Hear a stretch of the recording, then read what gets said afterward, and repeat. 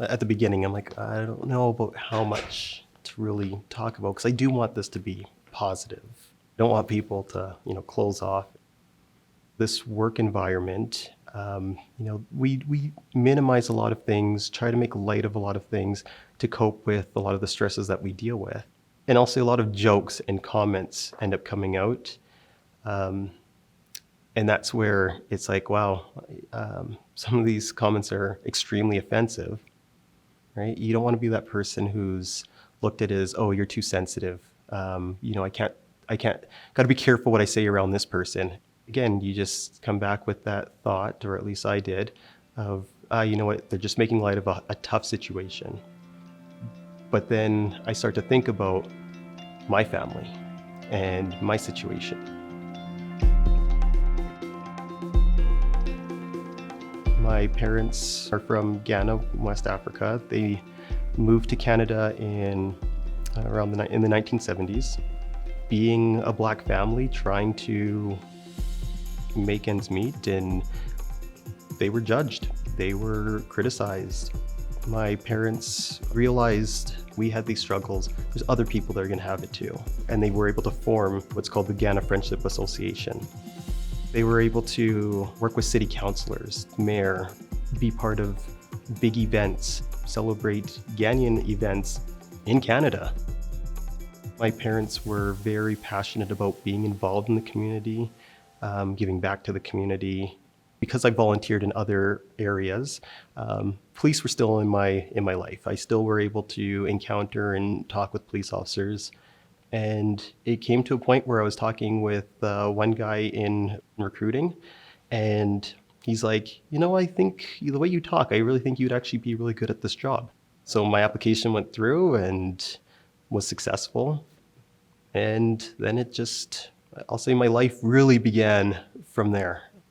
I'll never forget this, having this chat with the whole team. And one guy starts talking about a previous file he was working and something that happened. And then he said, I was dealing with these spooks.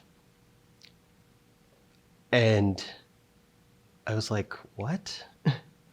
Having a supervisor there didn't really faze him. Didn't faze anybody else. Fazed me. First thing after he makes the comment, looks at me and says, oh no, I'm not trying to offend you. You're one of the good ones.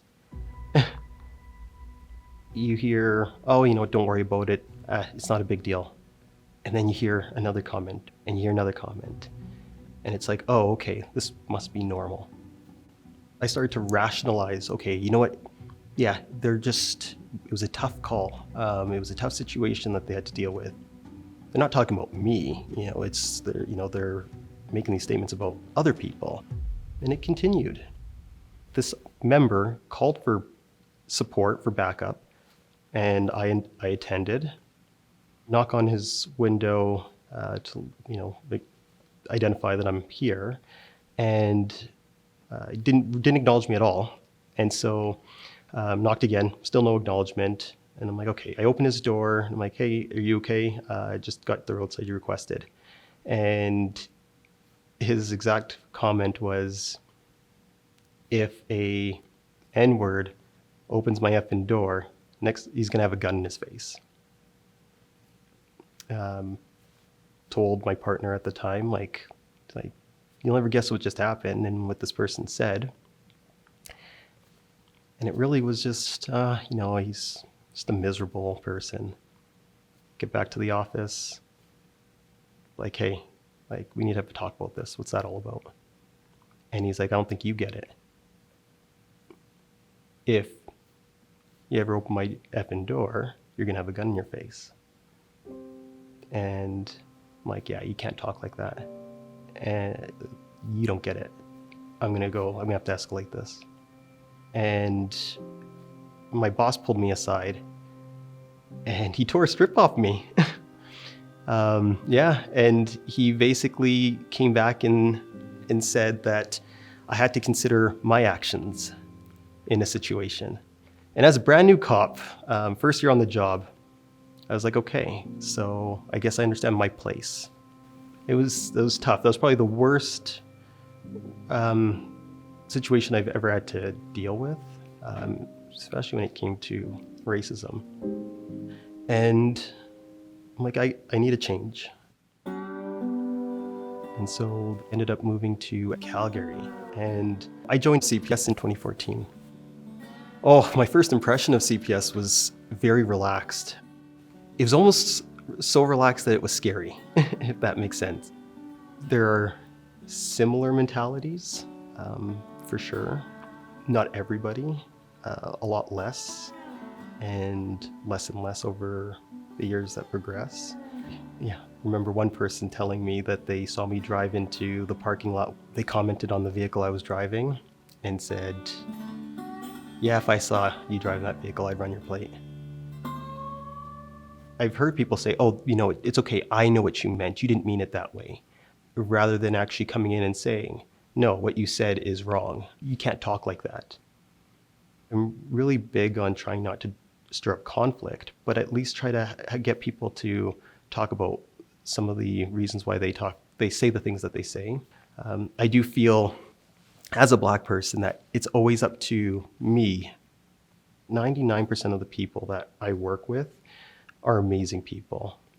They're extremely amazing people. And I think even with the comments that are being made, don't come from true racism. It comes from ignorance, in my opinion. And they continue certain stereotypes, and they perpetuate the norms of people around to think that this is okay. My parents being from Africa, if police ever got involved in our family situation or my parents getting pulled over, are they going to be the butt of someone's joke?